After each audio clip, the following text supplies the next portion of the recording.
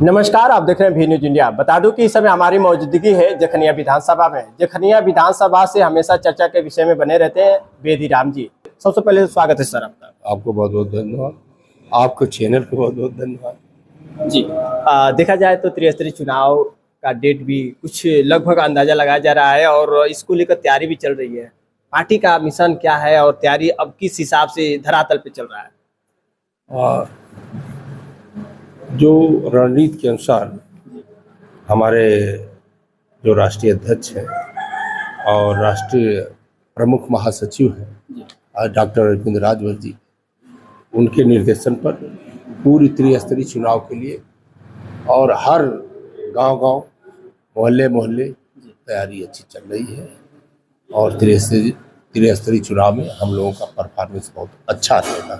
जखनिया विधानसभा में देखा जाए तो आपके न आने से पहले जो स्थिति रही, आने के बाद जनता ने जिस तरह से जो एक उम्मीद लगाई बैठी, आज उसके अंतर में क्या समझ में आ रहा है कि आपके आने के बाद जनता किन विषय को लेकर बहुत उत्साहित हो रही है? देखिए, यहाँ जो है ये शासन की मंशा के अनुसार जी, यहाँ में जो काम हो रहा है और बहुत तेज रफ्तार में मैंने कराया है। इससे पहले आपने सड़क को देखा था और इधर ये भी है कि शासन की मंशा के अनुसार भी काम हो रहा है। इससे लोग संतुष्ट हैं क्योंकि मैं खुद जा कर के सड़क को चेक करता हूँ और अच्छी सड़क बनती है, इससे लोग ज़्यादा संतुष्ट। आप शुरू में ये चीज को देखते हुए नजर भी आए थे कि सड़क पे ही आप उतर गए थे, धरातल पे आप उतर गए थे। जी, देखिए, ऐसा है कि जनता ने मुझे चुना है।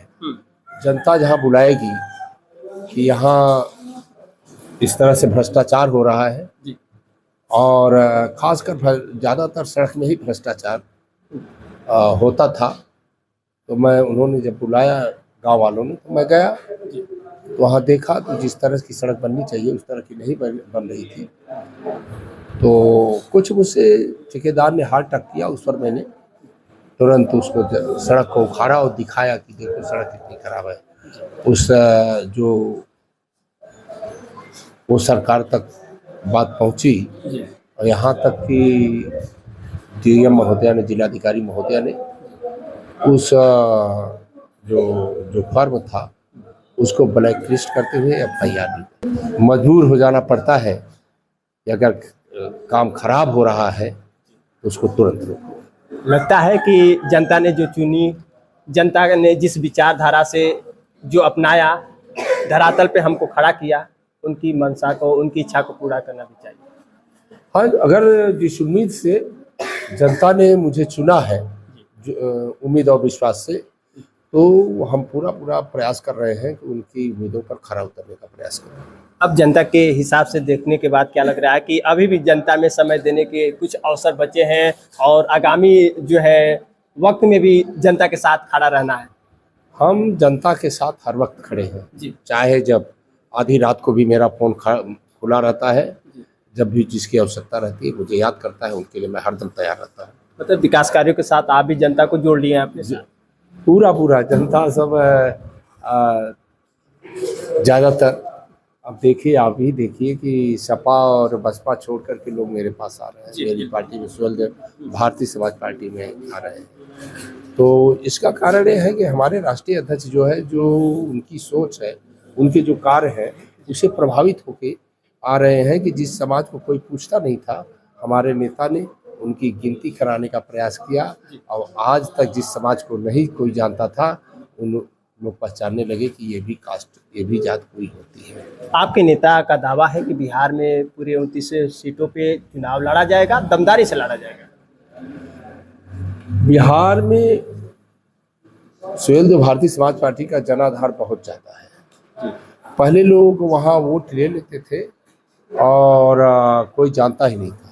जिस तरह से उत्तर प्रदेश में राजभरों की पहचान हमारे नेता माननीय ओम प्रकाश राजभर जी ने कराया, उसी तरह से इससे ज़्यादा जनसंख्या बिहार में है। आप रैली को देखिए, देखने से लगता है कि कितनी भीड़ उमड़ी हुई है।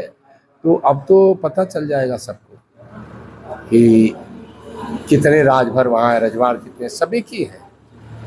वहाँ पे राजवंशी, राजवंश सब। बिल्कुल वहाँ पे देखा जाए कि जिस तरह से चुनाव अभी जो है घोषणा होने हैं उससे पहले जो तैयारी चल रही है, रैलियां की जा रही है, जनाधार भी दिख रहे हैं, तो विपक्षी जो वहाँ पे दल है जो अपना एक समीकरण स्थापित कर रहा है वो फेल होता नजर आएगा क्या? विपक्षी, देखिए ऐसा है, विपक्षी बुरी तरह फेल हो जाएंगे, इसलिए कि आप रैली देख रहे हैं, सारी चीजें देख रहे हैं, वो रैली फर्जी नहीं है। अच्छा, वो रैली वोट की रैली है, उसमें नहीं है कि कोई जो है ये फर्जी आ रहा है। तो उसको देखते हुए बिहार में सुहेल देव भारतीय समाज पार्टी का बहुत अच्छा परफॉर्मेंस रहेगा। आपसे एक बहुत बड़ा सवाल हम करना चाहेंगे जो कि पार्टी के लिए होना भी चाहिए। सुभाषपा पार्टी में आप जब जुड़े, आप शुरुआती में क्या नजर आया, आज भी क्या नजर आता है सुभाषपा के उन नीतियों को लेकर? देखिए, हमारे नेता की तो नीति पहले से जो थी वही आज भी है। आज भी। उन्होंने जनगणना की बात कहा था जी। और सभी लोग बाद में चिल्लाए हैं, लेकिन हमारे नेता जब से पार्टी बनाए हुए थे तब से जनगणना की बात हर रैलियों में, हर इंटरव्यू में जनगणना की बात की उन्होंने मांग किया था। और उस बात को माननीय प्रधानमंत्री जी और पूरा नेतृत्व ने सुना, उस पर अमल किया और जनगणना जल्द ही होगी। और इसमें आप लोग और भी लोग ढिढोरा पीट रहे हैं, तो सभी लोग जानते हैं कि पहले सुहेल देव भारतीय समाज पार्टी ने इसके जनगणना की मांग किया था। अच्छा, पूर्वांचल में पीडीए भी बहुत अपना जो आजमाइश कर रही है, क्या रहेगा पीडीए से आमना सामना का, क्या रहेगा? पीडीए फेल है, पूर्वांचल में फेल है।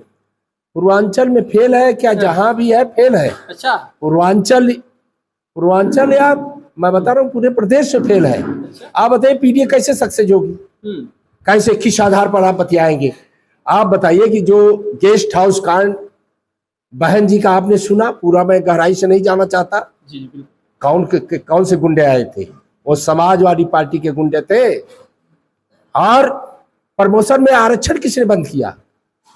समाजवादी पार्टी ने बंद किया।